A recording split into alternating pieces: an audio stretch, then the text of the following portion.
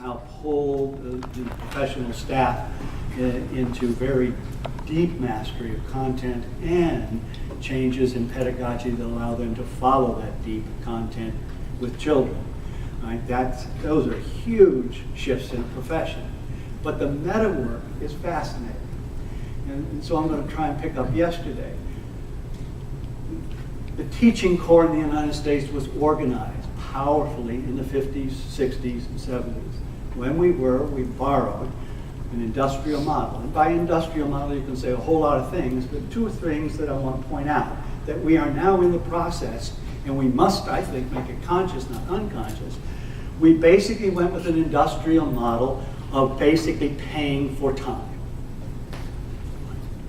And when you pay for time, the danger is that it looks like, all right, there's a separation in which the professional always gets hired to do the work regardless of time. That's kind of the definition, goes after it. And the industrial worker simply, when the bell rings, leaves. And so we get some of the accoutrements of collective bargaining language that is very, very industrial and bell-like. All right, and it feels like very often, or at least we are blamed for not being professional around the work. The second piece of non-professional industrial bargaining is that the decision-making around the core of the work is done by management and not by the worker. The UAW guy does not design, at least in the old world, does not design the machinery, the timing, the pace, and so forth. That's the guys with the tie. As they used to say in the Ford plants, the dummy with the tie gets paid to think. I get paid to do what I'm told. What's your problem, Dolan? And those two industrial pieces we have lived with a long time. Right? And some of the industrial unions, of course, is a little riff over here. The IBEW never gave away the professional training. If you get a card to practice, electrical work in the United States, GE doesn't give it to you. You're not a journeyman because Westinghouse says you are. You're a journeyman with a card who can earn union wages at a certain level, all right, because the IBEW put you through an extremely difficult training session and so forth. So if you give up the means of entering the profession and its training, and you give up decision-making around the core work, and you get paid as an hourly worker, you get somehow marginalized around the direction of the work, its implementation, and particularly its changes. And now, the meta work, it seems to me, is here's a moment in our history where all of a sudden we have to retool the profession. And there's never going to be enough time or enough money to do that. But in the process of somehow struggling as we are, all right, with wonderful case studies and so forth around how to do this, you can feel the boundary shifting. We are talking about, if you will, moving the decision-making, the implementation, the retooling, the training, all right, the upgrade, if you will, of the profession, moving it into the core of the profession. When you do that, you change, all right? Who gets paid to do the thinking? Who in some senses is empowered and smart enough, skilled enough, and so forth to make it happen. And you basically move. And the tension in the room that I tried to open with is to say, that feels to management as if perhaps it is a loss of power. And it feels to an industrial world or an industrial mind as if somehow they're getting swept into something that they did not bargain for and do not want. And so the fringe tension on both groups is, this is not a good move. This is not a good direction, right? Because either I'm getting pulled into some world in which I have to take this crap home, right?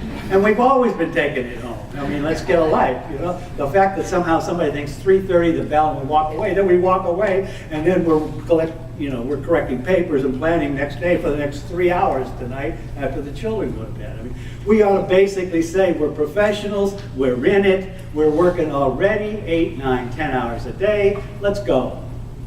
Right? And whether we stay at a workplace till 5 or 6 to do that, or whether we go home and do it, is academic, for God's sakes, seems to me. Right? You're doing exactly what good professionals do. You plan, you take responsibility for the work, and you basically do it wherever you have to do it. So for us to have somehow bought the other model, which we did for many years, it worked for us. I think it's now time to start edging ourselves, or more profoundly, just driving, all right, back in. Last piece in terms of organizational change, and we're going to pick this up. If you are a union leader, particularly on this, or a management leader, and you're moving those boundaries, one to take on more responsibility and one to share it, right? And those boundaries start getting cloudier and cloudier. That's why I love Robin. So she doesn't even think about the boundaries till somebody asks her what her job is. All right? But when that happens, all right, there's a point at which both systems have been frozen for a long time. And so when you start down this road of collaboration, and Poway is my favorite in the room, so San Juan, I've worked in both systems, right? You create a certain kind of expectation around collaboration, and the troops know it. And by troops, I mean the principals, the staff, the support staff, and so forth, right? Parents, customers. But there's a point in which it kind of self-arrests. Work is good, work is easier, it's more intelligent because you listen to each other. But there has to be a moment in which you understand that both of these groups will only let you go so far. And we are about to move into turf, huge shifts, or we could, in which we really revolutionize and empower this profession in its full sense. But to do that, you have to have a mechanism in which you join together and you talk constantly to the system inside and out. This is what we are doing. This is how we are proceeding. This is where we are struggling. And when you do that over a period of time, they begin to say, oh, we are doing this. Right? And if they start to trust that we are doing it here, and it's consistent with what's happening in sites, in schools, right?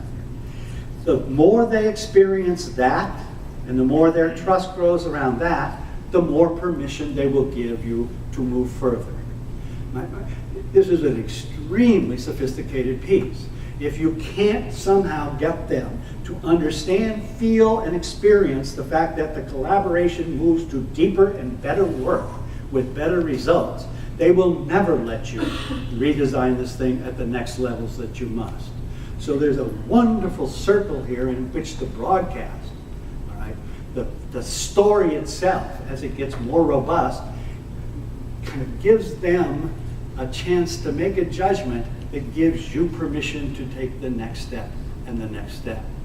It is a very powerful organizational change piece, and if you don't do that, if you do not have strategies to make them part of that story, you'll take one more step and they'll yank that union back, and the principals will seize up on that superintendent so fast because they don't have enough trust to let you make that next step, to write that piece of contract, and so forth and so on. So all I'm really saying is this is the work, but the work has a meta work, which is the redesign of the profession. It's a sacred one, right? In the sense that we're never going to get this again, where somebody says, oh, retool it completely. In the process, we could redesign it. And we could, without giving up some of the pieces that we gained in terms of voice and power, we could enlarge it back to a profession. That's the moment. And I think that's what this room is about. That's what CalTURN is about. So.